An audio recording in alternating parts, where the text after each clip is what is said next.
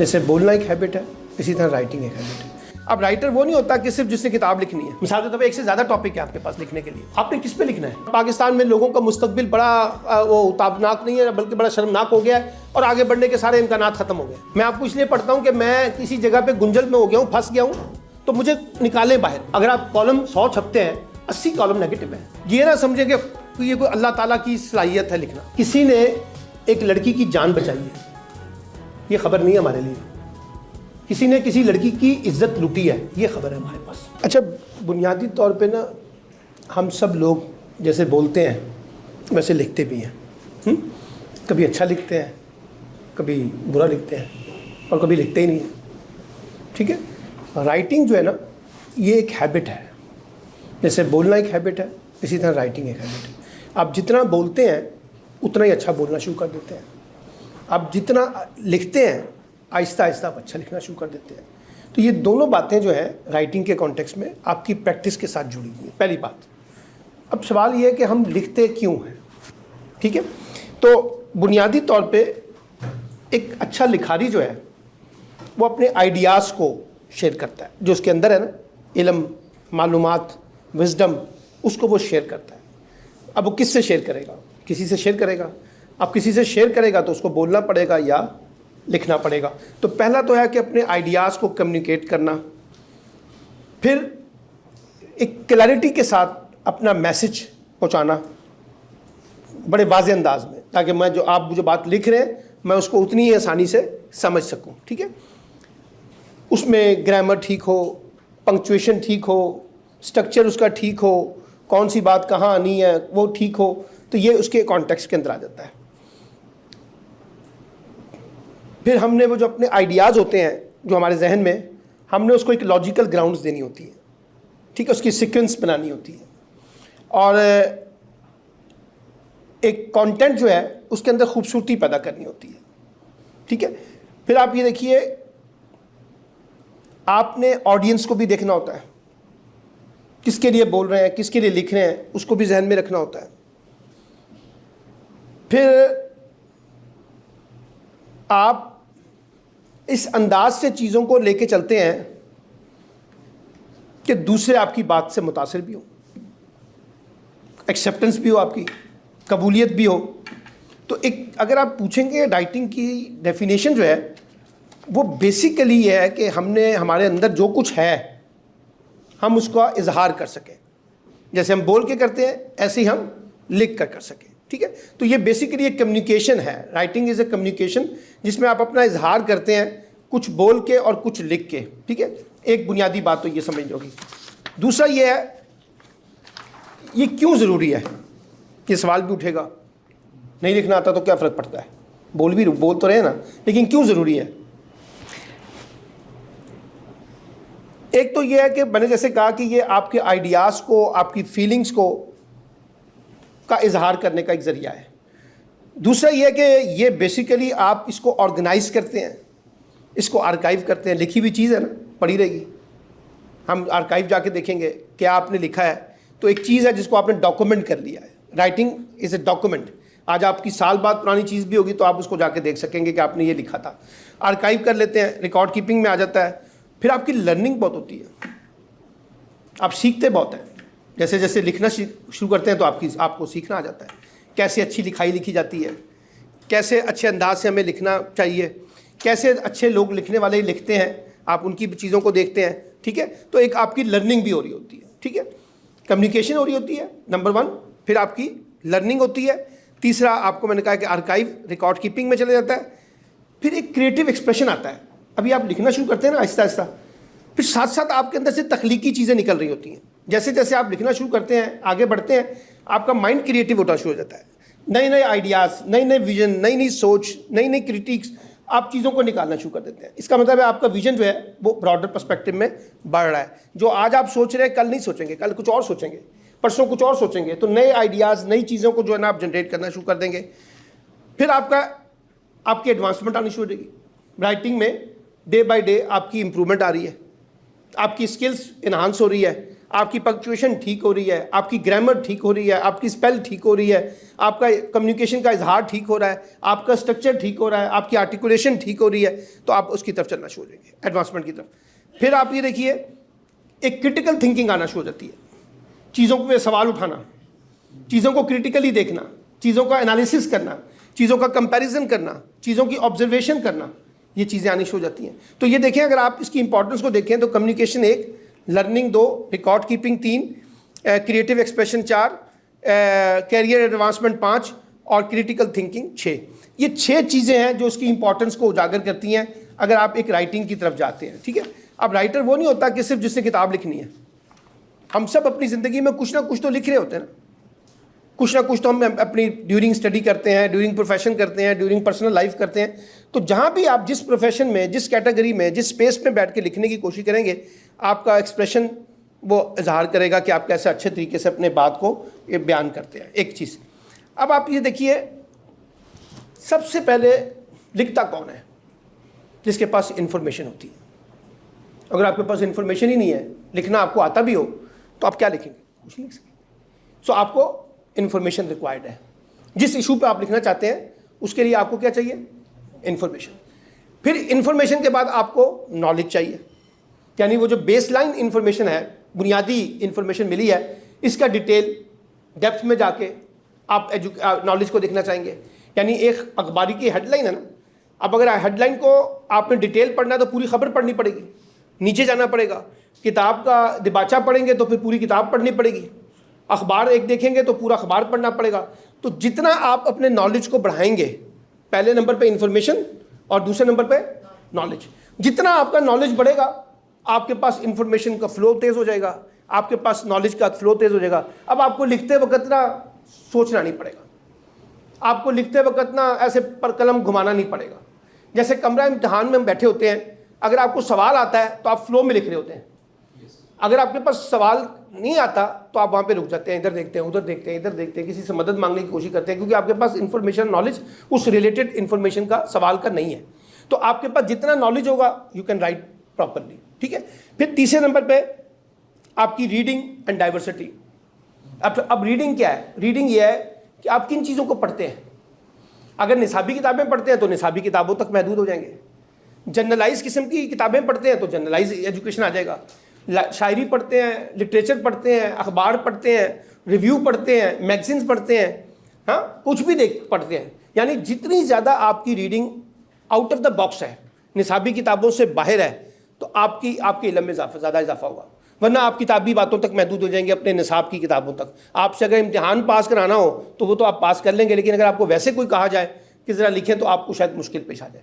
तो आपके पास आपकी रीडिंग हैबिट, जितना ज़्यादा आपके पास रीडिंग हैबिट होगी उतना ज़्यादा आप किताबें पढ़ेंगे। अगर आपकी रीडिंग हैबिट ही नहीं है तो आप तो किताबें नहीं पढ़ेंगे, आप तो बस मजबूरी की तरह किताबें पढ़ेंगे, इम्तिहान पास करना है। शौक़ से कितनी किताबें पढ़ते हैं, तो अपने अंदर ये शौक़ पैदा करना पड़ेगा रीडिंग का। और हर तरह का इल्म, डाइवर्सिटी होनी चाहिए उसमें। ये नहीं कि मुझे सिर्फ अपने ख्याल के मुताबिक पढ़ना है, अपनी सोच के मुताबिक पढ़ना है। वो चीज़ें भी पढ़नी है जो मेरी सोच के ख़िलाफ़ है। मिसाल के तौर पे अगर मैं मुसलमान हूँ तो मुझे ज़रा हिंदू मज़हब भी पढ़ना पड़ेगा, क्रिश्चियनिटी को भी पढ़ना पड़ेगा। अगर मैं फ़लाँ की शायरी को तस्लीम करता हूँ तो फ़लाँ को नहीं पढ़ता तो उसको भी पढ़ना पड़ेगा। इसके सियासी ख्यालात का इत्तफाक़ नहीं करता तो उसके भी पढ़ने पड़ेंगे। तो आप डाइवर्सिटी पैदा करते हैं। हर तरह का इल्म आपके पास होना चाहिए, थोड़ा बहुत सियासत पे, समाजियात पे, मईशत पे, इस तरह की चीज़ों के साथ आप अपने आप को ब्रॉडर पर्सपेक्टिव करें। मसलन अगर आप अखबार नहीं पढ़ते तो आप यू आर ब्लाइंड। अखबार पढ़ते हैं तो थोड़ा सा इन्फॉर्मेशन में आपके पास इजाफा हो जाता है, आप थोड़ा सा बोलना शुरू कर देते हैं। आज के अखबार के अंदर क्या मेन बातें हुई हैं, तो आप 5 मिनट बैठ के यहाँ बात कर लेंगे ना, 5 मिनट बैठ के लिख लेंगे ना। लेकिन अगर आपने अखबार ही नहीं पढ़ना तो आप वो 5 मिनट के लिए भी नहीं लिख सकते, ना बोल सकते हैं। तो आपने अपनी रीडिंग को इस्टेब्लिश करना है, आपने अपनी डाइवर्सिटी फैलानी है, ज़्यादा से ज़्यादा मुख्तलिफ चीज़ों को अंदर जाके देखना है। फिर आपका अपना एटीट्यूड और बिहेवियर क्या है। राइटिंग आपका पैशन है, राइटिंग आपका शौक़ है, राइटिंग आपकी लगन है, राइटिंग आपकी जुस्तजू है, तो फिर तो उसमें आप मिठास पैदा करेंगे। राइटिंग आपकी मजबूरी है, राइटिंग आपकी डिक्टेशन है, राइटिंग आपके ऊपर जबर डाल के की जा रही है, तो उसका नतीजा कुछ और निकलेगा। ये बुनियादी सी बात है। जब हमें खौफ में पढ़ाया जाएगा तो हम खौफ में पढ़ेंगे, जब हमें शौक़ से पढ़ाया जाएगा तो हम शौक़ से पढ़ेंगे। तो अगर राइटिंग आपका पैशन नहीं है, राइटिंग आपका शौक़ नहीं है, तो फिर ये बात नहीं चलेगी। राइटिंग आती ही शौक़ के साथ है। ठीक है ना। राइटिंग एक होती है मजबूरी की राइटिंग, मैंने बताया कि आपको लिखना है, इम्तिहान पास करना, कर लेंगे आप।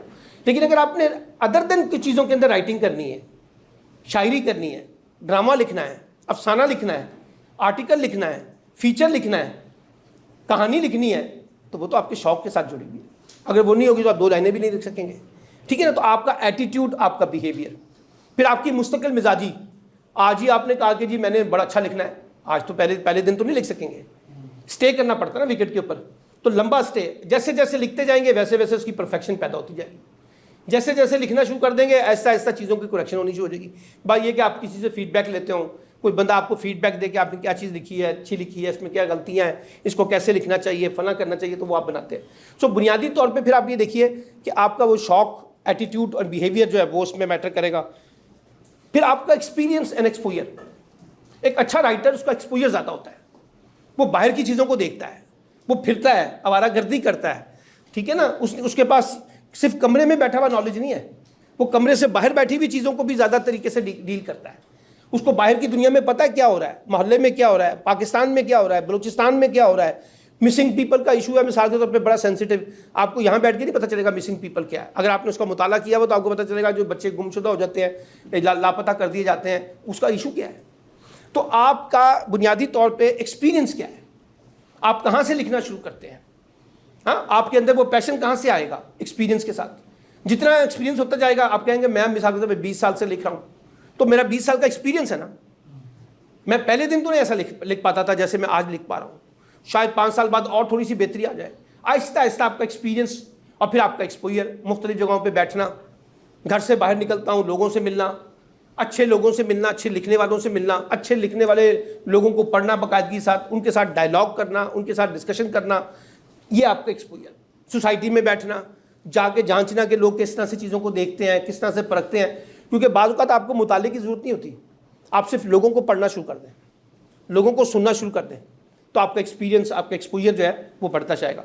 तो अब आप अच्छा, फिर उसके बाद स्किल्स है और प्रैक्टिसेस है। अब आपके पास देखें इंफॉर्मेशन आ गई, नॉलेज आ गया, रीडिंग आ गई, डाइवर्सिटी पैदा कर ली, एटीट्यूड एंड बिहेवियर ठीक कर लिया, एक्सपीरियंस एक्सपोजर हो गया। अब आप प्रैक्टिस करना शुरू कर देंगे, अब आप लिखना शुरू कर दें, ठीक है ना। और उसको अपनी स्किल्स को डे बाय डे इंप्रूव करते जाएं। तो ये आपकी प्रैक्टिस का साथ ताल्लुक है। तो आपको information, knowledge, reading and diversity, attitude and behaviour, experience and skills, इसको अगर आप मिला लें सब चीज़ों को, तो आप एक अच्छे राइटर बन जाएंगे। अगर आपके पास इंफॉर्मेशन, नॉलेज नहीं है तो आप अच्छा लिख ही नहीं सकते। देखिए ना, एक लड़की को या एक लड़के को अंग्रेज़ी बहुत अच्छी बोलनी आती है, लेकिन अगर उसको एक ख़ास टॉपिक के ऊपर मैं कहूँ डेमोक्रेसी पे बात करनी है, उसके पास नॉलेज ही नहीं होगा, तो वो अच्छी अंग्रेज़ी बोलने के बावजूद तो कुछ नहीं बोल सकेगा ना, क्योंकि उसके पास उस चीज़ का नॉलेज नहीं है। अच्छी अंग्रेज़ी एक स्किल है, डेमोक्रेसी पे गुफ्तगू करना एक नॉलेज है। तो नॉलेज का और स्किल का आपस में बैलेंस बनाना पड़ता है। बाज़ औक़ात लोगों के पास नॉलेज बहुत होता है, स्किल अच्छी नहीं होती, अच्छे बोलते नहीं हैं, अच्छे लिखते नहीं हैं, नॉलेज बहुत है। बाज़ औक़ात लोगों के पास स्किल अच्छी होती है, लिखना आता है, बोलना आता है, नॉलेज कम होता है, ठीक है ना। वो हम कहते हैं यार देखो बोल तो बहुत अच्छा रहा है लेकिन इसके पास नॉलेज नहीं है, हाँ, इसके पास इल्म तो है लेकिन अच्छा बोल नहीं रहा, अच्छा लिख नहीं रहा। तो इसके अंदर एक बैलेंस क्रिएट करना होता है कि हम किस तरीके से जाके चीज़ों को ट्रांसलेट कर सकेंगे। फिर आप ये देखिए 3 चीज़ें और हैं लिखते वक्त। सबसे पहले हम जब लिखते हैं तो हम चीज़ें सेलेक्ट करते हैं, किस मौजू पे लिखना है, उससे रिलेटेड इंफॉर्मेशन, ठीक है, उससे रिलेटेड डाटा, उससे रिलेटेड एविडेंस, हमने उनको सिलेक्ट कर दिया। पहले चीज़ें सेलेक्ट की लिखने के लिए, फिर उसे कलेक्ट किया, आइडेंटिफाई कर लिया ये सिलेक्शन करनी है, फिर उसके बाद उनको जमा कर लिया, कलेक्ट कर लिया, और तीसरा फिर हम क्या करते हैं उसको कनेक्ट कर देते हैं। अब हम लिख देंगे ना, लिखना जो है वो कनेक्टिंग है। क्या किया हमने, सबसे पहले सिलेक्शन की, उसके बाद क्या किया, कलेक्टिंग की, जमा किया, और उसके बाद हमने क्या किया, कनेक्ट कर दिया। अब आप कनेक्शन करना चाहते हैं विदाउट सिलेक्टिंग, विदाउट कलेक्टिंग नहीं हो सकती, ठीक है ना। थोड़ी बहुत लिख लेंगे, 5-7 लाइनें, ज़्यादा नहीं लिख सकेंगे। मैं अब आर्टिकल लिखता हूँ ना तो पहले मैं सिलेक्ट करता हूँ मौजू, फिर मुझे कलेक्ट करना पड़ता है, कुछ इन्फॉर्मेशन देखनी पड़ती है, ठीक है। आज मैं लिख के आया हूँ थोड़ा सा मरदमशुमारी के बारे में, तो मुझे मरदमशुमारी के लिए चीज़ों को सिलेक्ट करनी पड़ी हैं, डाटा उठाना पड़ा है, कितनी आबादी कराची में आ रही है, हैदराबाद में आ रही है, वहाँ पर ज़्यादा फड्डा पड़ा हुआ है, पहले मैंने सेलेक्ट किया है। फिर मैं उसको जब लिखने बैठा हूँ तो मेरा चीज़ें लिखना मेरे लिए आसान हो गया, क्योंकि मेरे पास इन्फॉर्मेशन आ गई है। तो याद रखें, अगर आप इन्फॉर्मेशन को सिलेक्ट किए बगैर, कलेक्ट किए बगैर लिखेंगे तो आपकी राइटिंग में ज़्यादा इंप्रूवमेंट नहीं आएगी। और अगर आपके पास इन्फॉर्मेशन भी है, सिलेक्ट भी कर लिया आपने, तो आप ज़्यादा बेहतर तरीके से फिर चीज़ों को कनेक्ट करेंगे। राइटिंग बेसिकली कनेक्टिविटी का नाम है। आपके पास इतना इन्फॉर्मेशन है, इतना नॉलेज है, उसको कनेक्ट करना है। वो जो कनेक्ट करना है लिखने में, वो उस वक्त आएगा जब आपके पीछे बैकग्राउंड में आपके पास इन्फॉर्मेशन डाटा होगा, तो आप ज़्यादा बेहतर तरीके से जाके चीज़ों को सिलेक्ट कर सकेंगे। अच्छा, अब आप देखिए, बेसिकली लिखने में एक बड़ा मसला आता है ग्रामर का, पंक्चुएशन का, स्पेलिंग का। अब ये चीज़ें एक ज़माने में बड़ी मुश्किल थी, अब बहुत ज़्यादा आसान होगी। मसलन फॉर एग्जांपल, मैं अब लिख रहा हूँ कंप्यूटर पे, साथ ही मेरे पास डिक्शनरी भी है। मैं किसी स्पेल को करता हूँ तो वो अव्वल तो कंप्यूटर बता देता है कि ये स्पेल गलत आ रही है, आप इसकी सही स्पेल ये डाल दें, वो मसला हल हो गया है। बाज़ औक़ात वो ग्रामर भी बता देता है कि आप ये ग्रामर आपकी गलत आ रही है, पंक्चुएशन भी बता देता है वो गलत आ रही है। लेकिन एक बेसिक अंडरस्टैंडिंग आपकी पंक्चुएशन के बारे में, ग्रामर के बारे में, स्पेल के बारे में अगर है तो you can write down properly, ठीक है। और जिस चीज़ का मतलब नहीं पता तो आप उसको डिक्शनरी चेक कर लेते हैं, उसकी मदद से देख लेते हैं। तो ये बेसिक अंडरस्टैंडिंग याद रखें कि आपकी पंक्चुएशन, आपकी ग्रामर, आपकी स्पेल, इसकी अंडरस्टैंडिंग होनी चाहिए, ये ठीक जानी चाहिए। ये गलत होंगी तो फिर वो ज़्यादा बेहतर तरीके से अपना मतलूबा नतीजा आपको दे नहीं सकेंगी। फिर उसके बाद आपको पता होना चाहिए आप किसके लिए लिख रहे हैं। मिसाल के तौर पे अगर आप एग्ज़ाम दे रहे हैं तो आपको पता है कि मैं एग्जामिनर के को दे रहा हूँ, मैं उसके जहन के मुताबिक लिखना है, मेरी उस नॉलेज उसका है। आप अखबार है ना जी, अखबार एक बहुत बड़ा पढ़ा लिखा बंदा भी पढ़ सकता है और एक छाबड़ी वाला भी पढ़ सकता है, सब्ज़ी फरोश भी पढ़ सकता है। हमें उसके लेवल के भी मुताबिक जाना है। मुश्किल अल्फाज इस्तेमाल करेंगे तो कम लोगों को समझ आएगी। आसान अंदाज में, आसान ज़बान में, हमें बहुत शौक़ होता है बाज़ औक़ात मुश्किल अल्फाज बोलने का, उसको अवॉइड करें। आसान अल्फाज इस्तेमाल करें, जितने ज़्यादा आसान अल्फाज इस्तेमाल करेंगे उतनी ज़्यादा आपकी जो है खूबसूरती पैदा होगी। राइटिंग को जितना स्मार्ट बनाएंगे, राइटिंग को जितना इजी बनाएंगे, राइटिंग को जितना अंडरस्टैंडेबल बनाएंगे, राइटिंग को जितना रीडेबल बनाएंगे, उतनी ज़्यादा आपके लिए ज़्यादा आसानियाँ पैदा हो जाएंगी, ठीक है ना। तो ये बेसिक ये है कि आप इस तरह से अपनी ऑडियंस को देखें किसके लिए लिख रहे हैं। अगर आप कोई रिसर्च पेपर लिख रहे हैं तो उसकी राइटिंग स्किल डिफरेंट होगी। आप एक लेमैन के लिए लिख रहे हैं तो उसकी राइटिंग स्किल डिफरेंट होगी। आप कोई एप्लीकेशन लिख रहे हैं तो बड़ी सादी सी ज़बान में इस्तेमाल करेंगे, तो ये आपको देखना पड़ेगा। फिर आपको स्ट्रक्चर बनाना पड़ता है, कौन सी चीज़ पहले लिखनी है, कौन सी चीज़ बाद में लिखनी है, कौन सी चीज़ पहले स्टेप पे आएगी, कौन सी दूसरी स्टेप पे आएगी, तो आपको उसका स्ट्रक्चर पता होना चाहिए, ठीक है। फिर आप ये देखें, बाज़ औक़ात हम लिखते वक्त ना एग्जाम्पल्स देते हैं, मिसाल के तौर पर, उससे लोगों को ज़्यादा समझ आती है। बाज़ औक़ात सीधी बात लोगों को समझ नहीं आती जब तक आप एग्जाम्पल ना दें, मिसाल ना समझाएं। इसलिए हमारे उस्ताद, आपने देखा होगा कि मिसालें बहुत देते हैं ताकि बच्चों को ज़्यादा बेहतर तरीके से समझ आ जाए। तो आपके पास लिखने में कोई एग्जाम्पल्स है वो कोट कर दें, ठीक है। लोग बाज़ औक़ात लिखते वक्त पोइट्री शेयर कर देते हैं, कोई कोटेशन शेयर कर देते हैं, कोट कर देते हैं। जो चीज़ भी आप अपनी बात को समझाने के लिए इस्तेमाल कर सकते हैं वो आपको करना पड़ेगा। फिर आप ये देखें, ऐसी राइटिंग इस्तेमाल ना करें जो किसी की दिल आज़ारी का सबब बने, जो किसी की तज़हीक करे, जो किसी के मज़हब की दिल आज़ारी करे, जो किसी की ज़ात की दिल आज़ारी करे। आपने तो अपना एक मौक़िफ़ बयान करना है। आपकी राइटिंग का मकसद ये नहीं है कि आपने किसी को नाराज़ करना है, आपने किसी के जज्बात को भड़काना है, आपने किसी के पर्सनल अकीदे को, पर्सनल बिलीव्स को, पर्सनल रिलीजन को छेड़ना है। मैं कहना शुरू कर दूँ अपनी राइटिंग में कि फ़लाँ तबका जो है वो काफिर है, तो फिर जो उसको पसंद करेगा वो तो पसंद करेगा, बाकी 50 लोग मेरे से नाराज़ हो जाएंगे।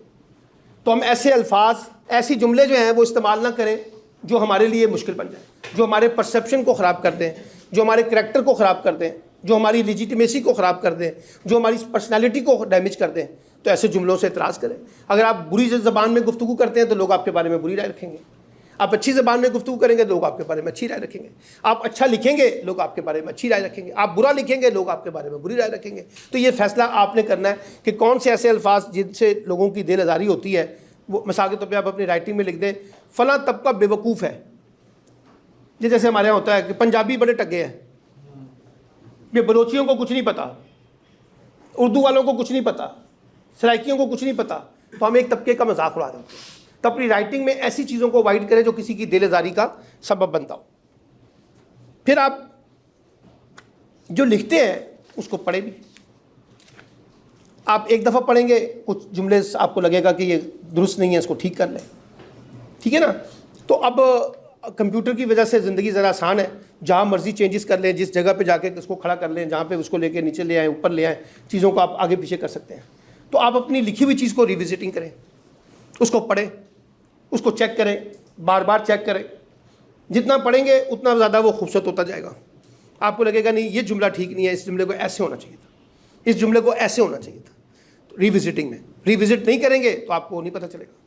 तो हमेशा कहा जाता है कि अपनी लिखी हुई तहरीर को एक दफ़ा ज़रूर पढ़ें, 2 दफ़ा पढ़ें, कम से कम 3 दफ़ा पढ़ेंगे तो आप अपने आप को ज़्यादा खूबसूरती उसमें बनाएंगे। फिर यह कि लोगों से फ़ीडबैक लें। जब आप लिख रहे हैं लोगों को, तो लोगों से फ़ीडबैक लेंगे, यार मैंने कैसा लिखा है ना, मेरी बात समझ आई है नहीं आई है, मैं बात समझाने में कामयाब हुआ हूँ या नहीं हुआ हूँ। फीडबैक आपको सोशल मीडिया पे भी मिलता है, हाँ, ब्लॉगर्स लिखने पे भी होता है, हर तरह की चीज़ें होती हैं। तो वो आपको देखना पड़ेगा कि वो किस तरीके से चीज़ों को देखने की ज़रूरत है। फिर आप ये देखें, एक और स्ट्रक्चर है। जब आप लिखना शुरू करते हैं किसी भी मौजू पे, तो आप पहले उसका इंट्रोडक्शन देते हैं, तमहीद बांधते हैं ना, वो आपने इंट्रोडक्शन दे दिया। थोड़ा सा आगे चले तो आपने इन्फॉर्मेशन शेयर करनी शुरू कर दी, जो भी आपके पास नॉलेज और इन्फॉर्मेशन है वो आपने शेयर करना शुरू कर दी। थोड़ा सा नीचे आए, फिर आपने कंपैरिजन शुरू करना शुरू कर दिया, किसी एक वाक़े का जो है ना वो कंपैरिजन करना शुरू कर दिया, ठीक है।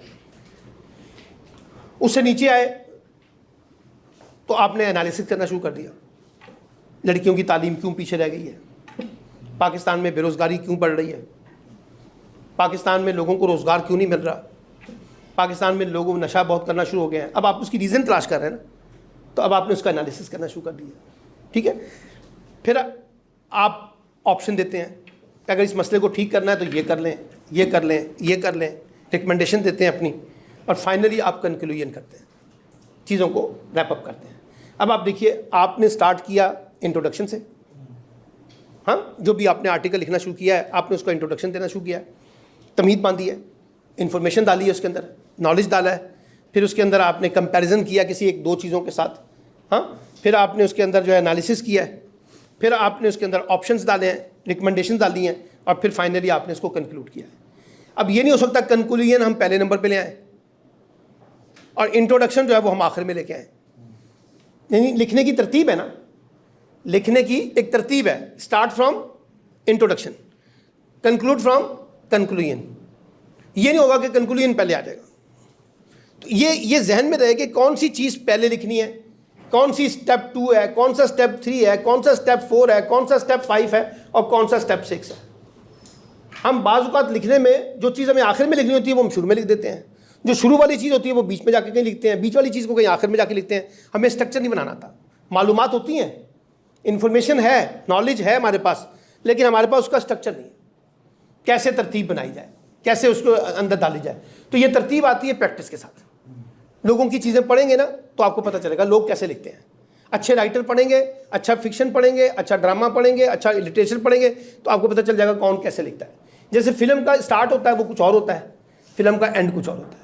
ये थोड़ी होगा कि पहले एंड दिखा दें आपको फिर स्टार्ट को बाद में लेके चलें, तो फिर तो फिल्म ना हुई, ठीक है ना। तो ये जहन में रखिएगा कि आपको स्ट्रक्चर के अंदर अपनी ब्यूटी पैदा करनी है। और स्ट्रक्चर कभी भी, एक तो बेसिक अंडरस्टैंडिंग है जैसे मैं दे रहा हूँ, एक प्रैक्टिस है, स्ट्रक्चर आता है प्रैक्टिस के साथ। जितना ज़्यादा लिखेंगे उतना ज़्यादा आपको आपका स्ट्रक्चर जो है ना वो रिवाइज होना शुरू हो जाएगा, ठीक है। ये आपको देखना पड़ेगा। फिर आप देखिए कैरेक्टरिस्टिक्स है राइटिंग की। सबसे पहले आपको टॉपिक फाइनलाइज करना है जिस पे आप लिखना चाहते हैं। अच्छा, आप लिखेंगे उसी पे जिस पे आपको एफिशिएंसी आती है, परफेक्शन आपकी। ये कमरा इम्तिहान तो नहीं है ना, मैं तो शौक की खातिर, अब जैसे अब आप लिखना चाहते हैं तो आप उसी पे लिखेंगे ना जिस पे आपका नॉलेज होगा, जिस पे आपका शौक होगा। अगर पॉलिटिक्स में लिखने का दिल नहीं करता तो नहीं लिखेंगे आप फिल्म पे लिखना चाहते हैं तो फिल्म पे लिखना शुरू कर देंगे, आप सोशल इश्यूज़ पे लिखना शुरू कर देंगे। सो सबसे पहले आपको अपना टॉपिक डिसाइड करना है जो आपके शौक के साथ, आपके प्रोफेशन के साथ रिलेट है। सबसे पहले आपने क्या किया, टॉपिक को आइडेंटिफाई किया, ठीक है। नंबर 2, अब मैंने कहा कि आपने ऑडियंस देख ली, किसके लिए लिख रहा हूँ मैं। अखबार के लिए लिख रहा हूँ तो अखबार की ऑडियंस लेमैन है, आम आदमी भी है, बहुत ज़्यादा पढ़ा लिखा भी नहीं है, उसको भी देखना है। फिर आपको मैंने कहा कि रिसर्च कर ली, इन्फॉर्मेशन को गैदर कर लिया, कलेक्ट कर ली इन्फॉर्मेशन सारी की सारी, वो आपने देख ली। फिर आपने ये भी देखना है कितना लंबा लिखना है। उन्होंने आपसे कहा था, अब आजकल आपने देखा होगा वो आपको कहते हैं 500 वर्ड्स में अपना मजमून लिख के भेजें, 600 वर्ड्स में लिख के भेजें, 700 वर्ड्स में लिख के भेजें। इसका मतलब क्या है? उन्होंने आपको बाउंड कर दिया है, आपने 700 अल्फाज में लिखना है। ये थोड़ी कि अब आपने लिखना शुरू कर दिया तो लिखे मूसा पढ़े खुदा लिखते जा रहे हैं। आपको उसकी लेंथ को भी देखना है ना। जैसे कमरा इम्तिहान होता है, कमरा इम्तिहान में 5 सवाल करने होते हैं, 3 घंटे का पेपर होता है, तो 3 घंटों में 5 सवाल को डिवाइड करते हैं ना। वरना आप ऐसा होगा कि इतना आपको इल्म है तो आपने 2 सवाल किए हैं तो बाकी तो 3 सवाल नहीं कर सके, तो आपको तो नुकसान हो गया। तो इसलिए लेंथ को पता चलना चाहिए कि कितनी लेंथ होगी उसकी, वो डिसाइड जिसके लिए लिख रहे हैं वो भी आपको बता सकता है, पैटर्न का भी पता चल सकता है। और इनिशियली जितना शॉर्ट लिखेंगे उतना ज़्यादा बेहतर है। आहिस्ता आहिस्ता बढ़ाएं उसकी स्पीड को। पहले मुख्तसर राइटिंग करना शुरू करें, शॉर्ट राइटिंग करना शुरू करें, छोटे छोटे पैराग्राफ में लिखना शुरू करें, ठीक है ना। उसका फिर आपको देखिएगा फ़ायदा होगा। फिर आप ये देखिए,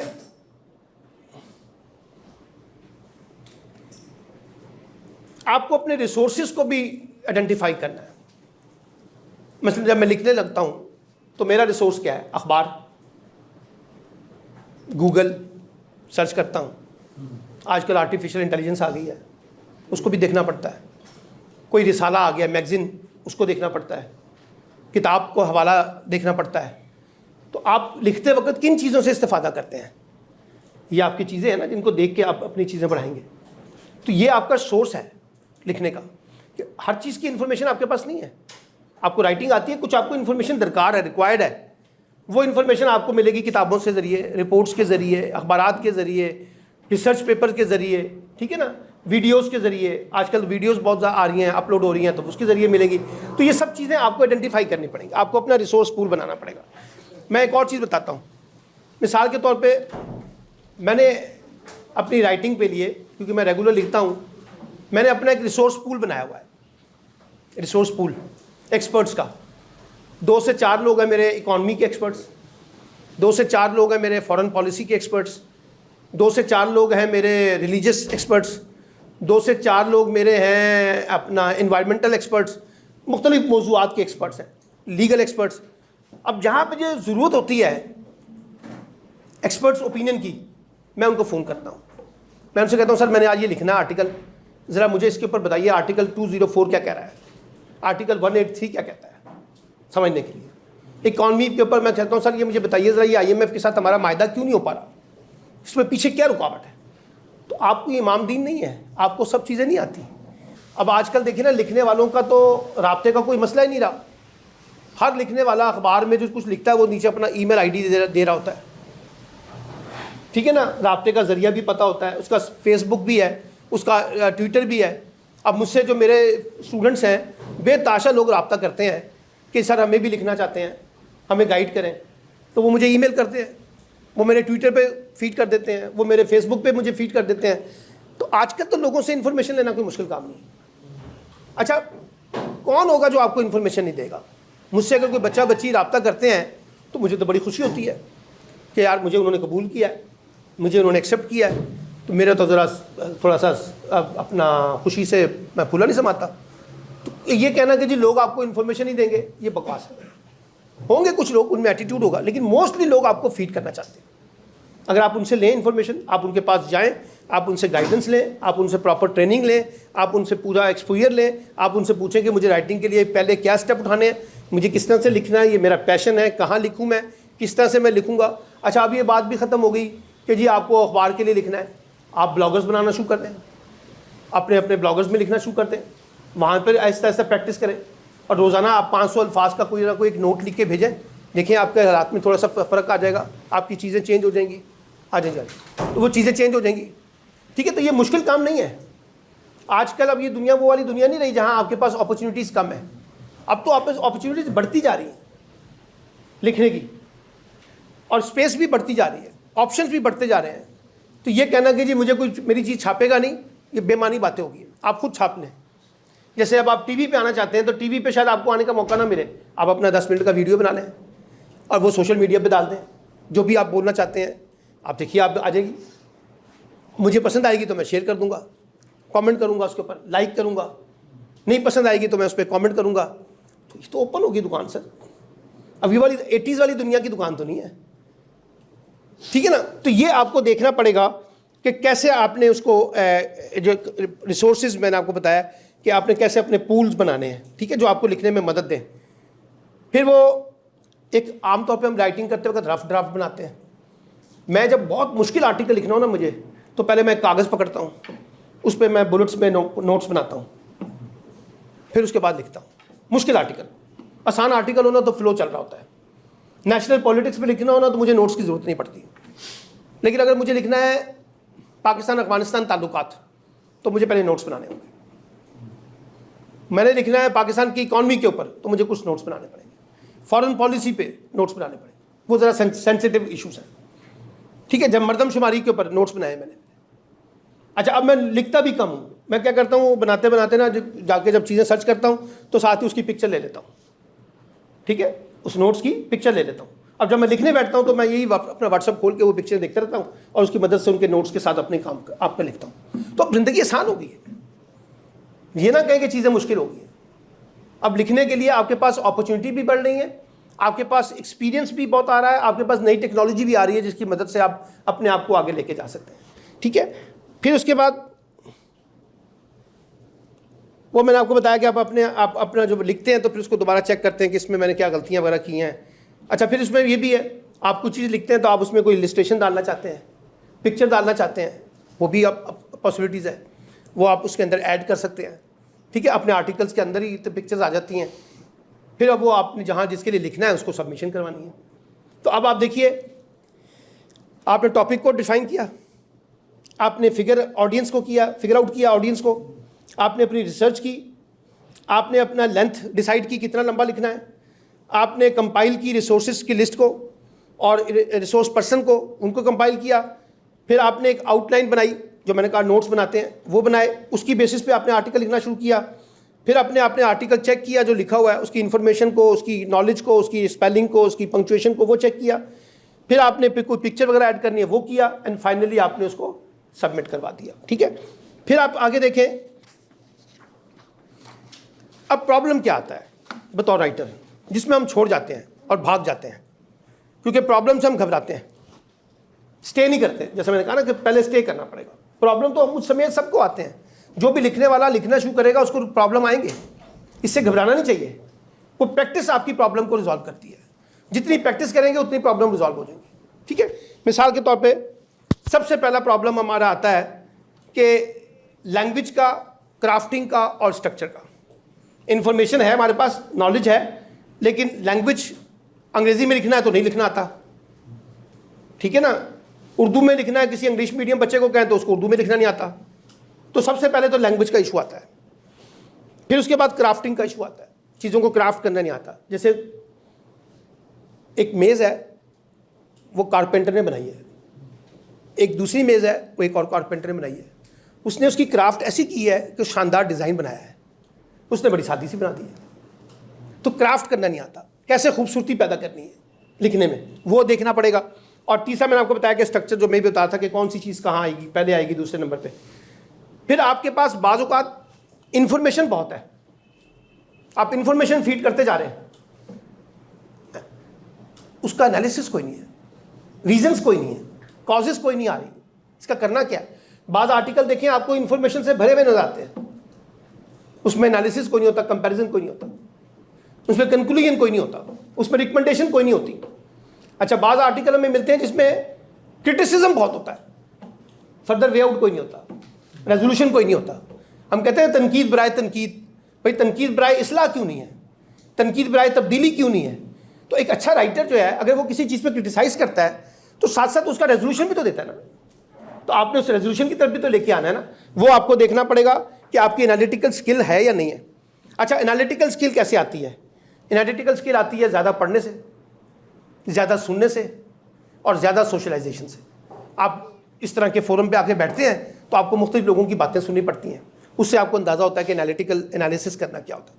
आप अपने अंदर सवाल रखें, पाकिस्तान में लड़कियों की तालीम क्यों पीछे रह गई है, उसका एनालिसिस करना शुरू कर दें, आपके पास 5-6 फैक्टर आ जाएंगे। पाकिस्तान में माशी बेरोज़गारी क्यों है नौजवानों के अंदर, 5-6 फैक्टर निकालें। आप कहेंगे जी लड़कियां जो है वो नशे में क्यों जा रही हैं, अब अभी आप उसके 5-6 रीज़न अभी आप बोलना शुरू कर देंगे कि ये वजह हो सकती है, ये वजह हो सकती है। तो इन चीज़ों को एनालिसिस करना शुरू कर दें तो आपका एनालिटिकल स्किल जो है वो इंप्रूव हो जाती है। कोई लंबी चौड़ी साइंस तो नहीं है इसके अंदर जैसे हम कहेंगे नहीं है। फिर सबसे बड़ी बात यह कि जो इन्फॉर्मेशन आप शेयर कर रहे हैं वो कितना क्रेडिबल इन्फॉर्मेशन है, जो नॉलेज आप शेयर कर रहे हैं वो क्रेडिबल है या नहीं है, उसका कोई एविडेंस है या नहीं है। एकेडमिक आर्टिकल में आपको पता है एविडेंस देते हैं, सोर्स देते हैं। इसी तरीके से जब आप अपने आर्टिकल में कोई चीज़ लिख रहे हैं और उसका कोई सोर्स नहीं है तो वो हवाई बात है, सोर्स है तो उसको समझ आ जाती है। तो हमेशा याद रखिए कि कोई इन्फॉर्मेशन जो आप दे रहे हैं पहले चेक करें, उसको डाटा दे रहे हैं चेक करें, सोर्स देखें क्या है। सोर्स अगर मेंशन कर देंगे, मतलब मैं लिखता हूँ यूएनडीपी की रिपोर्ट के मुताबिक पाकिस्तान में लड़कियों की शरह खानदगी ये है, अब मैं इसमें से बाहर हो गया, अगर ये फिगर गलत है तो यूएनडीपी जिम्मेदार है, मैं नहीं। मैंने यूएनडीपी की रिपोर्ट को कोट किया ना सर। तो आप अब जब चीज़ों को कोट करते हैं तो आप बड़ी उज़्ज़मा हो जाते हैं। अगर मैं लिख दूं कि पाकिस्तान में लड़कियों की शरह जो है वो शर्मनाक हद तक कम है, तो वो मैं जिम्मेदार हूँ उसका, अगर मैं कोट नहीं कर रहा। हमेशा याद रखिए अपना एविडेंस दें, अपनी इंफॉर्मेशन को चेक करें, गलत इंफॉर्मेशन ना दें, नीम हकीम खतरा जान ना बने, लोगों को गलत इंफॉर्मेशन डिसेमिनेट ना करें। और हमारे यहाँ बड़ी ढटाई के साथ गलत इंफॉर्मेशन दी जाती है, वो ना करें। अगर आपको किसी इंफॉर्मेशन पर यकीन नहीं है तो ना दें, ठीक है। एक बात फिर आप ये देखें, सीक्वेंसेस का मसला है, लॉजिकल सीक्वेंसेस नहीं बनती हमसे, तरतीब नहीं बनती, वो भी उसी तरीके से जितना प्रैक्टिस करेंगे उसी तरीके से आपको आ जाएंगी। फिर हमारा प्रॉब्लम है साइज़ का और लेंथ का नहीं पता होता, मैंने आपको बताया। कहीं हमने आपसे कहा मुख्तसर लिखें, आप लंबा लिख देते हैं, कहीं कहा लंबा लिखना आपने छोटा लिख दिया है, ठीक है। हमें अपने साइज़ का नहीं पता चलता, ठीक है। तो ये एक प्रॉब्लम हमारे लिखने वालों के साथ अक्सर आता है। हमारे पास अखबारात में आर्टिकल आते हैं ना, बड़े बड़े लंबे लंबे आर्टिकल आ जाते हैं, जबकि हमारे पास स्पेस 1000 से ज़्यादा अल्फाज की नहीं है। तो ये आपको पता होना चाहिए साइज़ का। फिर उसके अंदर एडिटिंग से घबराते हैं, पढ़ते नहीं है। जैसे मैंने आपको कहा आर्टिकल लिख दिया, उसको दोबारा पढ़ा ही नहीं हमने, तो वो गलतियाँ रह जाती हैं। जब गलतियाँ रह जाती हैं तो आपका परसेप्शन जाता है कि आप अच्छे लिखने वाले नहीं हैं। आप खुद क्यों नहीं चेक करते सारी चीज़ें, उसको देखना पड़ता है। अच्छा, फिर एक है कि आप कितने बाइस्ड हैं। मिसाल के तौर पे अब आजकल सियासत चल रही है ना, हो सकता है आप इमरान खान के बहुत बड़े हामी हों, लेकिन अगर इमरान खान कुछ गलत करेगा तो आपको उसकी तनकीद तो करनी है ना, या उसकी मोहब्बत में वो सब कुछ भूल जाना है। या नवाज शरीफ के हामी है तो उसकी मोहब्बत में सब कुछ उसकी खराबियाँ भूल जानी है। तो ये भी अपने अंदर रखें। आपके सियासी ख्यालात हो सकते हैं, लेकिन आपके लिखने में ये ना नज़र आए कि आप एक ख़ास जमात के तर्जुमान के तौर पे काम कर रहे हैं, एक ख़ास आइडियालॉजी के उस तर्जुमान के तौर पे रोल प्ले कर रहे हैं। हर चीज़ में गलतियाँ हैं, हर चीज़ की इस्लाह हो सकती है। तो अपनी एफिलिएशन जो है वो इस तरह से शो ना करें। मसलन हमारे यहाँ हिंदुओं के बारे में बड़ी सख्त नफरत पाई जाती है, तो जब आप लिखते हैं तो हम हिंदुओं को बड़ी गालियाँ निकालते हैं, क्योंकि आपका पहले से तासुब है। शियाओं के बारे में बड़ा तासुबात है, फ़लाँ फ़िरके के बारे में बड़े तासुबात हैं, ठीक है ना। तो ये जो तासुबात हैं इनसे हमें बाहर निकलना है। इनसे अगर हम बाहर नहीं निकलेंगे तो मसला हल नहीं होगा। इनसे अपने आप को बाहर निकालें। आपकी सोच है, आपके ख्यालात हैं, लेकिन मेरे लिए आपकी सोच और आपके ख्यालात भी अहम है। अगरचे मैं उससे इत्तेफाक नहीं करता, लेकिन मेरे लिए अहम तो होंगे ना जी, मुझे उसको देखना तो है ना। मैं रिस्पेक्ट तो दूंगा ना आपको। अगर मैं आपके रिस्पेक्ट ख्यालात को नहीं दूंगा तो आप मुझे भी, मेरे ख्यालात को भी रिस्पेक्ट नहीं देंगी, तो हम तो एक दूसरे के दुश्मन हो जाएंगे, ठीक है ना। तो ये भी आपको देखना है कि अपनी एफिलिएशन जो है वो ख़ास तौर पे अपने आप को उस तरह से फिर अच्छा, कोई चीज़ मैं आपको बताऊँ, न्यूट्रल कोई शायद नहीं होती। लिखने वाले की अपनी सोच है, लिखने वाले के अपने ख्यालात हैं, उसकी अपनी थॉट है। इसलिए कोई कहे ना कि जी हर बंदा न्यूट्रल होना चाहिए, कोई चीज़ न्यूट्रल नहीं होती। इंसान तो न्यूट्रल नहीं हो सकता, लेकिन न्यूट्रल में बस इतनी आपने केयर करना है कि आपके लिखे हुए से कोई बाइसनेस ना नजर आए, तासुब ना निकले, नफरत ना निकले किसी के लिए। बाज़ लोगों की तहरीरें पढ़े, उसमें नफरत भरी पड़ी है दूसरे लोगों के लिए, दूसरे तबके के लिए, छोटे तबकों के लिए नफरत भरी पड़ी होती है, ठीक है। हम जमादार को चूड़ा कहते हैं। ये चूड़ा जो लफ्ज़ है ये तासुब है।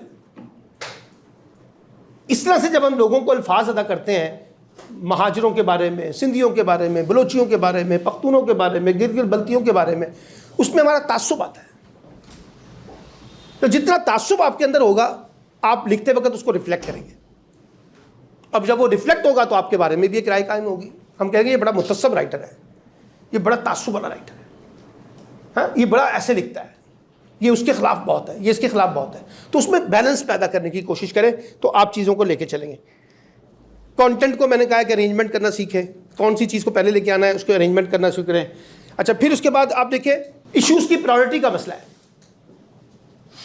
अब आपके पास कई टॉपिक आ गए हैं, मिसाल के तौर पर एक से ज़्यादा टॉपिक है आपके पास लिखने के लिए। आपने किस पे लिखना है, आपका प्रायोरिटी एरिया क्या है, आप इसमें से किस में से कंफर्ट होते हैं। मसलन जब आप देखिए ना, आपको 3 ऑप्शन दिए जाते हैं कि एक आर्टिकल लिखें और ये 3 ऑप्शंस हैं A B C, इसमें से किसी एक पे लिखें, तो आप किस पे लिखेंगे, जो उस पर आप ज़्यादा परफेक्ट होंगे, जिस पे आप ज़्यादा आसान होंगे। ठीक है, ऐसी है ना।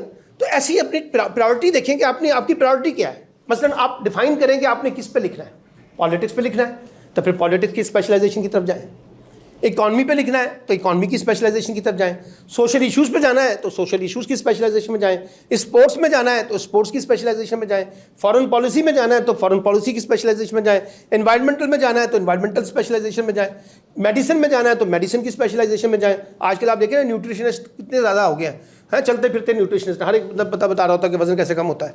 ठीक है, अगर आप उसके एक्सपर्ट्स हैं तो आप उसमें एक्सपर्टीज़ में जाएँ, पहले उसको देखें, परखें, समझें। यानी आप एक मल्टीपल दुकान, डिपार्टमेंटल स्टोर नहीं है राइटिंग की, आपके कुछ एरिया ऑफ स्पेशलाइजेशंस हैं। आप कुछ चीज़ों में बहुत अच्छा लिखते हैं तो उस पर मेहनत करें, उस पर पॉलिश करें, उसी पे तवज्जो दें जिस पे आप अच्छा लिख सकते हैं, उसी पे अपने इन्फॉर्मेशन को बढ़ाएं, उसी पे अपने नॉलेज को बढ़ाएं, उसी पे अपनी स्किल्स को लेके आएँ, उसी पे अपना एटीट्यूड बनाएं, उसी पे अपना बिहेवियर बिल्ड करें, उसी की आप प्रैक्टिस करें, उसी को आप रिविजिट करें। तो आप देखिए चंद सालों में आप एक अच्छे राइटर बन जाएंगे। लेकिन अगर आपने एक मंडी बनानी है, हर चीज़ पे करना है, हर चीज़ पे लिखना है, तो वो फिर आपकी स्पेशलाइजेशन तो नहीं होगी। हमारे यहाँ राइटर्स जो हैं वो स्पेसिफाई हैं, कोई ड्रामा बहुत अच्छा लिखता है, कोई शायरी बहुत अच्छा करता है, कोई अफसाना बहुत अच्छा लिखते हैं। ठीक है, कोई लोग जो हैं वो बाकायदा पॉलिटिक्स पे बहुत अच्छा लिखते हैं, कोई मज़हब पे बहुत अच्छा लिखते हैं, कोई हिस्ट्री पे बहुत अच्छा लिखते हैं। तो हर एक ने अपनी अपनी एरिया ऑफ स्पेशलाइजेशन बनाएंगे। तो मैं नौजवानों से हमेशा से कहता हूँ कि भाई अपना एरिया ऑफ स्पेशलाइजेशन डिटरमिन करें। जब तक आप अपना एरिया ऑफ स्पेशलाइजेशन डिटरमिन नहीं करेंगे, आप अच्छे राइटर बन ही नहीं सकते। वो आपको पता होगा आपकी परफेक्शन कहाँ पर है, आप किस चीज़ के ज़्यादा एक्सपर्ट्स हैं। और कंक्लूजन आपका पुअर नहीं होना चाहिए। बाज़ औक़ात क्या होता है मैं आपको बताऊँ, लोग इंट्रोडक्शन देखते हैं और उसके बाद आके कंक्लूजन की तरफ आते हैं। क्योंकि कंक्लूजन क्या है, कंक्लूजन ये है कि वो आपका वे फॉरवर्ड है। अब मैं आपका वे फॉरवर्ड देखना चाहता हूँ कि आपने मुझे क्या सजेस्ट किया है। अगर आपका वे फॉरवर्ड कमज़ोर है तो आपका सारा ऊपर से लेकर नीचे तक आर्टिकल मेरे लिए बेमानी है। आपका वे फॉरवर्ड अच्छा है, मुझे आगे बढ़ने का रास्ता दे रहा है, तो वो बहुत बहुत अच्छा है। तो हमेशा याद रखिए कि कंक्लूजन पुअर नहीं होना चाहिए, उसमें मेहनत करनी चाहिए, उसमें आपकी रिकमेंडेशन सॉलिड्स होनी चाहिए, उसमें आपकी जो कंक्लूजन है उसके अंदर को मुझे वे आउट नज़र आए, आगे बढ़ने का रास्ता नज़र आए। मिसाल के तौर पर मैं आपको एक वे आउट बताता हूँ।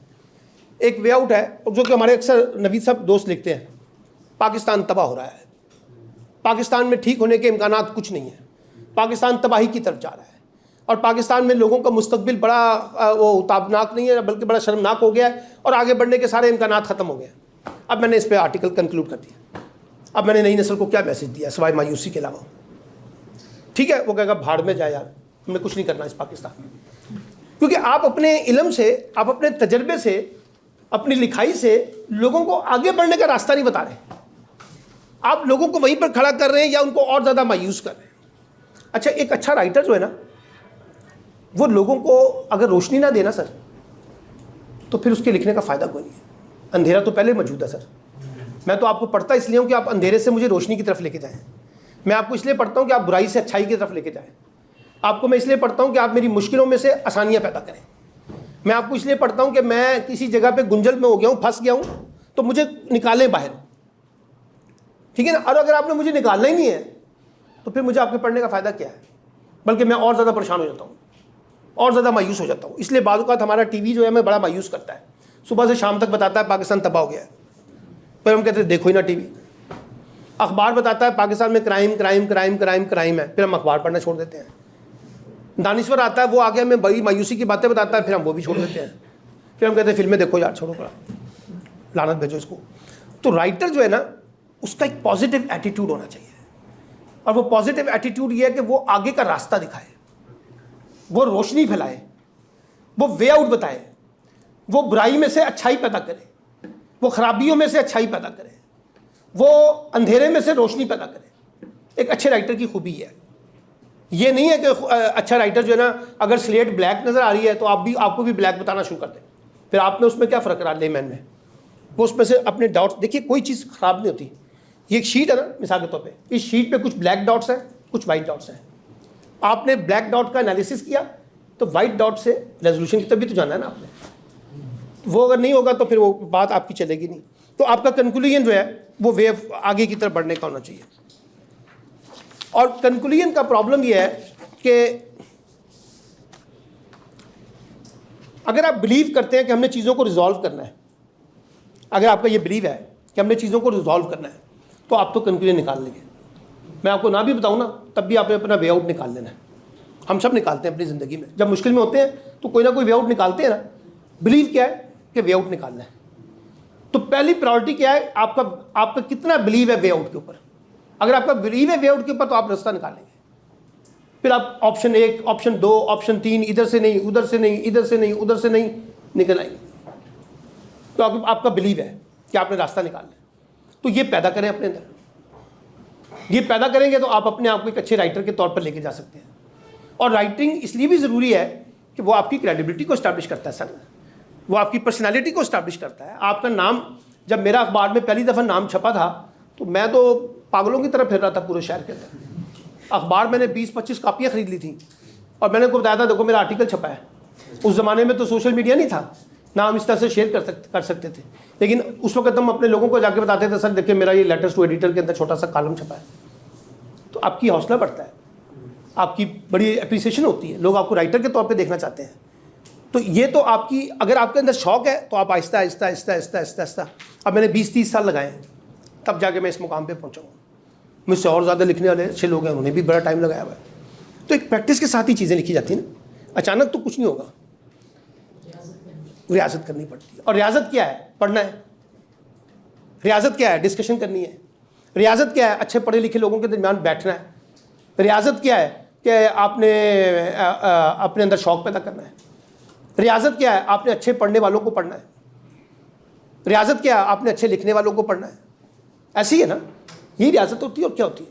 अगर आप रियाजत ये करेंगे नहीं और बस ऊपर से बैठ के दुआ मांगे जाए, या अल्लाह मैं अच्छा राइटर बन जाऊँ, या अल्लाह मैं अच्छा राइटर बन जाऊँ, तो कैसे बन जाएंगे राइटर अच्छे? आप कुछ कोशिश भी तो करेंगे ना, आप कुछ मेहनत भी तो करेंगे ना सर। तो वो मेहनत आपको करनी पड़ेगी। मैं आपको बताना चाह रहा हूँ, कोई शॉर्टकट नहीं है राइटिंग के अंदर। राइटिंग, जितने अच्छे राइटर होंगे ना, आप उनका इब्तदाई पीरियड देखेंगे वो बड़े माठे हैं। मैं आपको अभी भी बहुत बड़े बड़े एंकर्स जो है ना, बड़े मशहूर एंकर्स, नाम किसी का नहीं लूँगा, उनके बारे में बता सकता हूँ, जो रात को टीवी पे बहुत अच्छा बोलते हैं। आप उनसे कहें एक सफ़ा लिखते हैं, कांट राइट डाउन। हमारे कई बड़े बड़े एंकरों का ख्याल आया कि हम भी कॉलम निगार बन जाएं, हमें भी कॉलम लिखना चाहिए ताकि हमारी दुकान और चले। वो चौथे पाँचवें कॉलम के बाद ठुस हो गए हैं। मेरे कई दोस्त मुझसे पूछते हैं यार ये हफ्ते में 3 मौज़ूआत का अहाता किस तरह से करते हैं आप? हमारे पास तो समझ नहीं आती भाई। अगर मैं पढ़ूंगा नहीं तो मौज़ूआत कहाँ से मिलेंगे? अगर मैं एक्सपोजर नहीं करूंगा तो मौज़ूआत कहाँ से मिलेंगे? ठीक है ना, कहाँ से निकालेंगे आप मौज़ूआत? मतलब मैं एक जगह पढ़ रहा था तो बैठा हुआ था एक डिस्कशन में यूनिवर्सिटीज़ के अंदर ही, वहाँ एक स्टडी किसी ने शेयर की। ज़्यादातर जो डाइवोर्स हो रही है ना इस वक्त, पहले दिन शादी से लेकर 6 माह तक, यानी फर्स्ट 6 मंथ की मैरिजेज जो है ना, सबसे ज़्यादा डाइवोर्स रेशो उस पीरियड के अंदर है। अच्छा, ये तो बड़ी इंटरेस्टिंग डिबेट है। मैंने ज़रा खातून की रिसर्च को पढ़ा, समझा, बताया, उसने उसकी रीजंस बनाए, फिर मैंने उसके ऊपर आर्टिकल लिखा। तो क्यों नहीं लिखा जा सकता? आप किसी चीज़ के ऊपर लेके आए, आपके पास टॉपिक्स तो बहुत हैं, पाकिस्तान के अंदर भी हैं, पाकिस्तान से बाहर भी हैं, समाजी इश्यूज़ बहुत हैं। ये मंशियात अब लड़कियों में बहुत तेज़ी से बढ़ रही है, यूनिवर्सिटीज़ के अंदर मंशियात मिल रही हैं, बहुत टॉपिक्स हैं लिखने वाले। तो ये आप अपने आप को खुला रखेंगे तो आपके पास टॉपिक्स आएंगे। आप अपने आप को यहाँ से बंद रखेंगे तो आपके पास टॉपिक्स नहीं आएंगे। तो टॉपिक्स का आना कोई इतना बड़ा मुश्किल नहीं है, टॉपिक्स आएंगे। सवाल ये कि उसमें से वो कहते हैं ना, इशफाक अहमद मरहूम कहते थे कि किताब पढ़ना अहम नहीं है, हर बंदा किताब पढ़ता है, किताब पढ़ के उसको अपने अंदर उतारना ज़्यादा अहम है। तो जब चीज़ें आ रही हैं उसको अपने अंदर किस तरह से उतारते हैं, ठीक है ना। अभी एक डॉन की रिपोर्ट आई है, उसमें आया है 90 लाख नए वोटर्स जो है ना रजिस्टर्ड हुए हैं पाकिस्तान में, जिनकी उम्र 18 से 25 साल की है। तो इनकलाब इमरान खान का तो समझ आता है ना, फिर हमें सारा नौजवान भागता उधर ही है। 90 लाख वोटर आया है सर, 90 लाख में से 45 लाख लोगों ने भी वोट डाले ना, तो 40 लाख इमरान खान को जाएंगे, क्योंकि नौजवानों को तो वही अपील कर रहा है ना इस वक्त। अब आप उसके ऊपर देखें, इसको एनालिसिस करेंगे, जो नए नौजवान आ रहे हैं ये कौन है, इससे पूरी डेमोग्राफी तब्दील हो रही है आपकी। Pakistan is one of the country जिसका यूथ बल्क सबसे ज़्यादा है। तो ये चीज़ें अगर हम अखबारात को देखते हैं, उनकी रिपोर्ट्स को देखते हैं, उसके अंदर डिबेट्स को देखते हैं, चीज़ें जनरेट हो रही हैं, रिपोर्ट्स आ रही हैं, रिसर्च रिपोर्ट्स आ रही हैं, तो उसको देखें। आप संडे के न्यूज़ मैगजीन्स को देखें, संडे के अखबारात में मैगजीन्स में बहुत अच्छी चीज़ें भी आती हैं, आपको नए नए टॉपिक्स मिलते हैं। मैं तो बाज़ औक़ात जब आर्टिकल लिखता हूँ तो मैं जैसे डाउन का कोई अखबार पढ़ता हूँ ना, तो उसका जो टाइटल आर्टिकल्स के होते हैं, बाज़ औक़ात मैं सिर्फ टाइटल पकड़ता हूँ सर, उस टाइटल को फिर अपने लफ्ज़ों में लिख के फिर अपने तरीके से लिखता हूँ। अगर तो यार टाइटल बहुत शानदार है, इसके ऊपर एक आर्टिकल होना चाहिए, ये इन्फॉर्मेशन इसने बड़ी शानदार शेयर की है, इसके ऊपर एक आर्टिकल होना चाहिए। तो जितना आपका इन्फॉर्मेशन, जितना आपका नॉलेज, जितना आपका एक्सपोजर, जितना आपका एक्सपीरियंस बढ़ेगा, आपके पास चीज़ें आनी शुरू हो जाएगी। घबराना नहीं है, ये ना समझे कि ये कोई अल्लाह ताला की सलाहियत है लिखना। मैं इस फ़लसफ़े को नहीं मानता। फ़लसफ़ा ये है कि आप खुद भी अच्छा लिख सकते हैं, उसमें अल्लाह ताला की रज़ा भी शामिल हो जाएगी। लिखना आपने, अल्लाह ताला ने आपकी उंगली पकड़ के नहीं दिखानी। हर चीज़ यह है ना, कुदरत ने आपके ऊपर, कुदरत तो करेगा, पहले अपने अंदर शौक़ तो पैदा करें ना। अगर ये जितनी बातें मैंने बताई आप शौक़ पैदा कर लें, इसमें अल्लाह की रज़ा शामिल हो जाएगी। अब अगर आपने ये चीज़ें करनी नहीं है तो फिर उसमें अल्लाह की रज़ा कहाँ से आएगी। अल्लाह तो कहता है कि मैंने चिड़ियों का दाना भी जो है ना उनके घोंसले में नहीं डाला, वो भी फिर के जाके दाना चुनती हैं। तो कोई चीज़ ऐसी नहीं है। अच्छे राइटर्स ढूंढ लें, अच्छे पढ़ने वाले लिख लें, प्रैक्टिस करना शुरू कर दें। और ये भी मैंने आपको कहा है, भूल जाएं कहाँ लिखना है, अब सीधा सीधा ब्लॉगर में जाएं और अपने अपने ब्लॉगर बनाएं और छोटे छोटे ब्लॉगर्स बनाएं। मैंने आपको भी इशू बता दिया है। मिसाल के तौर पे मैं आपको कहता हूँ, आपने स्टार्ट करना है ना, आप लिखें लड़कियों की तालीम पाकिस्तान में क्यों कमज़ोर है, तो कुछ इन्फॉर्मेशन कलेक्ट करा करें और उसके ऊपर 500 अल्फाज का ब्लॉगर बनाएं, अपने ही सोशल मीडिया पर डालें। वैसे कई मैगजीन और जो अखबारात हैं वो चांस देते हैं नए लोगों को, कितने देते हैं, लेकिन अगर अच्छा लिखा हो। और अब तो ऑनलाइन जर्नलिज्म बहुत हो गई है, अब ऑनलाइन पेपर्स बहुत आ गए हैं, वो भी वहाँ पे लिखना शुरू कर दें। तो बेशुमार जगह पे आप लिखेंगे, भेजेंगे। अच्छा, अब हमने किसी अखबार को एक आर्टिकल भेजा है, उसने नहीं छापा, अब आप मायूस हो गए, तो यार छड्डो पड़ा, क्या लिखना है, दोबारा भेजें। अच्छा, आपने उनको भेजा है, आपने उनसे मिले नहीं, आप जाके उनसे मिलें, एक दफ़ा, 2 दफ़ा, 3 दफ़ा, कोई सोशलाइजेशन बिल्ड करें, तभी कोई चीज़ लगेगी ना सर। हम चीज़ कहते हैं बस ऐसे हम करेंगे और ऐसे हो जाएगा, बटन दबाएंगे तो बटन दबाने से काम हो जाएगा, वो नहीं होने वाला। तो मैं क्या कहना ही चाहता हूँ कंक्लूड करते वक्त कि राइटिंग जो है वो एक पैशन है। जो लोग इस पैशन के साथ जुड़ेंगे वो इसके अंदर अपनी खूबसूरती पैदा करेंगे, इसमें नाम पैदा करेंगे, इसमें शानदार अपने तरीके से आगे बढ़ेंगे। और आज आप देख लें, वो होता है ना, मैं हमेशा से मिसाल बताता हूँ, स्लिमिंग सेंटर में आने से पहले और स्लिमिंग सेंटर में आने के बाद, तो वो 2 तस्वीरें लगा देते हैं, एक बड़े मोटे की लगाते हैं, फिर एक बड़ा कमज़ोर दिखा देते हैं। वो कहते हैं जब ये हमारे पास आया था तो इतना था, अब ये आया तो इतना रह गया। तो आप 6 महीने इसके ऊपर प्रैक्टिस करें, जो बातें मैंने आपको बताई हैं। 6 महीने बाद आप देखिए आपकी स्किल में, आपकी राइटिंग में इम्प्रूवमेंट आ जाएगी। कि जो बातें मैंने आपको बताई हैं, ये सारी इन्फॉर्मेशन मैं आपसे शेयर कर देता हूँ, और आपकी जो भी नंबर है ये आपको मिल जाएगी प्रेजेंटेशन, और ये इसके ऊपर आप डालें और आप इसकी बेसिस पे आहिस्ता आहिस्ता बढ़ने की कोशिश करें। आपको कोई प्रॉब्लम आता है, I am a mentor, I am available, आप मेरा नंबर पे मुझसे रब्ता करें, मुझसे मिलें, फिर मैं आपको बताऊंगा। कोई चीज़ लिखी हुई लेके आएँ, मैं उसको देखूंगा और मैं आपको बताऊंगा कि आपने क्या चीज़ सही लिखी है और क्या चीज़ गलत लिखी है। अगर इसमें करेक्शन है तो मैं आपको बताऊँगा करेक्शन कैसे करनी है। अब आपको ऐसे लोगों को आइडेंटिफाई करना है जो आपको लिखने में सपोर्ट कर सके, मदद कर सके, ठीक है ना। वो ये चीज़ें करेंगे तो आपका काम जो है वो ज़्यादा आसान हो जाएगा। अब अगर वो नहीं करेंगे तो आपका काम मुश्किल हो जाएगा। अब ये कहना कि जी हमने लोगों की मदद भी नहीं लेनी और सारे काम खुद हो जाएंगे, तो वो सारे काम तो खुद नहीं होंगे। हर एक शख्स को आगे बढ़ने के लिए एक मेंटोर की ज़रूरत है, टीचर की ज़रूरत है, गाइडर की ज़रूरत है।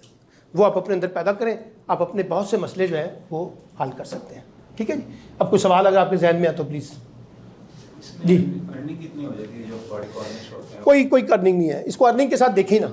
अगर आप इसको अर्निंग के साथ देखेंगे ना तो हमारे यहाँ लिखने वालों की ज़िंदगियों में कोई, यहाँ तो प्रॉपर्टी डीलरों की ज़िंदगी है भैया, आप जाके प्रॉपर्टी का काम करें, ठीक है ना। ये जो पैसे कमाने का शौक़ है ना वो लिखने पढ़ने में नहीं है। आपको जितने बड़े राइटर मिलेंगे आपको एक मिडिल क्लास मिलेंगे, आपको लिखने वाले मिलेंगे उनकी ज़िंदगी सादी है। हमारे यहाँ राइटिंग के अंदर कोई प्रोफेशन नहीं है। मैं किसी को कहूँ ना कि मैं क्या हूँ, मैं कहूँगा जी आई एम ए राइटर, वो कहते अच्छा सर करते क्या आप, क्योंकि उनके नज़दीक राइटर तो कोई प्रोफेशन नहीं है, राइटर तो कोई प्रोफेशन नहीं है। अब मेरी ज़िंदगी जो चल रही है वो सिर्फ अखबारी कॉलम के ऊपर नहीं चलती। अखबारी कॉलम से तो मुझे बहुत थोड़े पैसे मिलते हैं सर, मुझे और बेतहाशा काम करने पड़ते हैं। तो इसलिए लिखना जो है ना वो हमारे यहाँ बहुत कम, अनफॉर्चुनेटली पाकिस्तान जैसे मुल्कों में को राइटर के तौर पर लोगों को, आप किताब छापते ना आपको पब्लिशर ही बेवकूफ़ बनाता रहता है, वो किताब ही नहीं बिकती सर ताड़ी थे अभी तो छाप के पछताए बैठे हैं, वो बेची जा रहे हैं, वो कहते नहीं सर किताब ही नहीं बिक रही अभी तक। तो राइटरों का कोई बहुत ज़्यादा फाइनेंशियल इसको फ्यूचर ना देखें, ये आपके पैशन के साथ है, ये आपके शौक के साथ है, इसमें हो सकता है कहीं आपका प्रोफेशनल कॉन्टेक्स्ट भी जुड़ जाए, लेकिन नॉट नेसेसरी ये होता जी। ये जैसे आपने न्यूज़ का बताया, जिस तरह फवाद हसन है जो अब गवर्नमेंट में भी आते जी। तो ये जब मतलब जो बड़े लोग हैं ये जब गवर्नमेंट में आ जाते और लिखना बंद कर देते तो वो क्या उनकी अनमैच्योर्ड होती है? अगर तब वो नहीं, एक तो वैसे भी पाबंदी, पोजीशन पे देखिए ना, एक तो पाबंदी होती है, जो सरकारी मुलाजिम होता है आमतौर पे उसके बारे में कहा जाता है कि आपको लिखने की आज़ादी नहीं है, आप मिलिट्री इस्टेब्लिशमेंट में आपको लिखने की आज़ादी नहीं है, ठीक है ना, आपको बाज़ औक़ात लिमिटेशंस हैं, वो आपको इजाज़त ही नहीं देते, फिर आप दूसरे नामों से लिखते हैं, ठीक है, अगर आपने लिखना है तो फिर आप किसी और नाम से, निक नेम से लिखते हैं, वो भी इजाज़त होती है। तो बाज़ औक़ात आपको अलाउ ही नहीं होता, इदारे अलाउ नहीं करते। हमारे यहाँ अभी भी पाबंदी है कि सरकारी मुलाजिम जो है वो अपने आर्टिकल जो है सियासत के ऊपर ही लिखेगा। अगर आप समाजियात भी लिखना चाहें तो उनको कोई मसला नहीं है, लेकिन हुकूमत के ऊपर या हुकूमत पे क्रिटिसिज्म के तौर पे या सिक्योरिटी इशूज़ पे आप नहीं लिख सकते। इसमें प्लीज थोड़ा सा, जिस तरह मैं आया कि इंटरनेशनल रिलेशन स्टूडेंट हूँ, तो मैं जब पढ़ता हूँ कि जो अब वेस्ट में जो जनरल्स हैं या जो डिप्लोमेट्स हैं या जो उनकी टॉप पोजीशन पे एडवाइजर, वो लोग तो लिखते हैं, तो मतलब वहाँ पे फिर फ्रीडम क्या?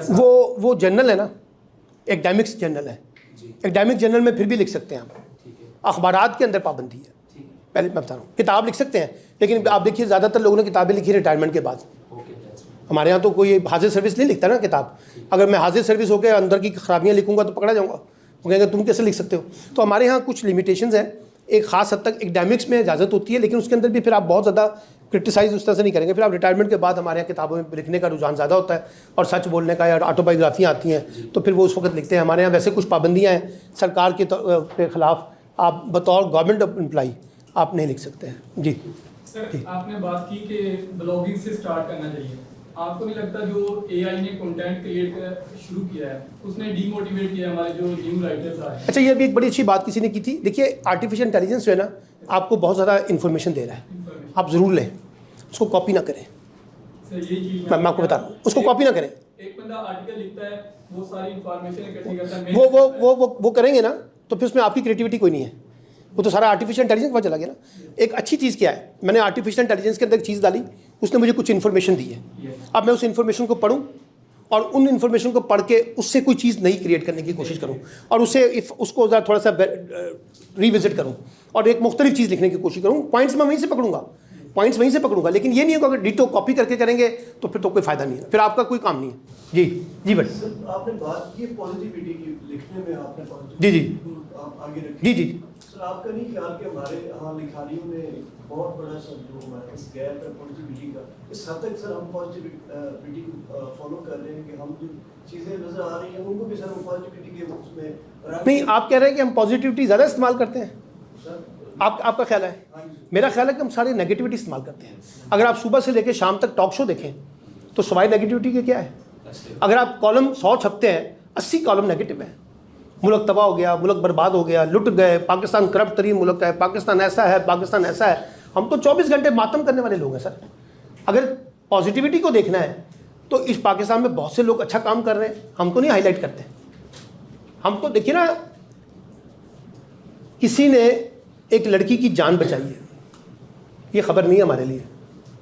किसी ने किसी लड़की की इज्जत लूटी है, ये खबर है हमारे पास। हमारी ब्रेकिंग न्यूज़ ये है सर कि फला लड़के ने फला लड़की की इज्जत लूट ली है, फला लड़के ने फला लड़की की इज्जत बचाई है, ये खबर ही नहीं है हमारे नज़दीक। हम तो सारा नेगेटिविटी पे कारोबार करते हैं। आपको किसने कहा कि हम पॉजिटिविटी पे बहुत ज़्यादा नहीं, वो बहुत कम है। अगर बढ़ाएं इसको, मैं तो कह रहा हूँ उसको बढ़ाएं। देखिए ना, जितना आप पॉजिटिविटी पे फोकस करेंगे उतनी सोसाइटी के अंदर पॉजिटिविटी आएगी ना। अगर जितना नेगेटिव करेंगे तो नेगेटिविटी पे आ जाएगी। जी मैं सिर्फ थोड़ा सा ऐड करना चाह रहा था। आपने कहा कि किसी ने लड़की की जान बचाई है, इज्जत बचाई है, उसकी इतनी हिम्मत नहीं होती है और ख़बर भी नहीं होती है। लेकिन मेरे ख्याल में रियासती सतह पे उन्हीं लोगों को अवार्ड्स मिलते हैं किनको?